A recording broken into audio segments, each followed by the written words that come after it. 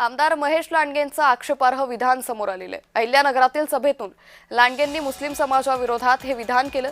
अहिल्यानगरमध्ये हिंदू जनसभेचं आयोजन करण्यात आलं होतं, तर आमदार महेश लांडगेंनी आक्षेपार्ह विधान केल्याचं दिसून येतंय। अहिल्यानगरातील सभेतून लांडगेंनी मुस्लिम समाजाविरोधात हे वक्तव्य केलंय।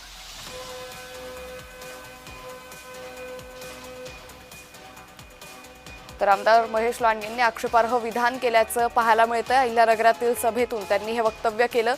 लांडगेंनी मुस्लिम समाजाविरोधात हे विधान केलंय, त्यामुळे आता महेश लांडगेंवरती पुन्हा एकदा टीकेची झोड उठल्याचं दिसून येतंय।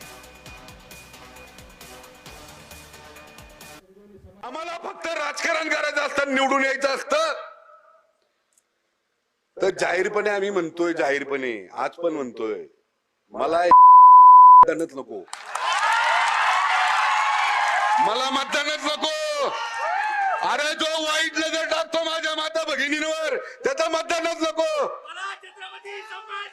अरे जो आमच्या या देवस्थानच्या जागेवर वगवट बसवतो त्याचं मला मतदानच नको।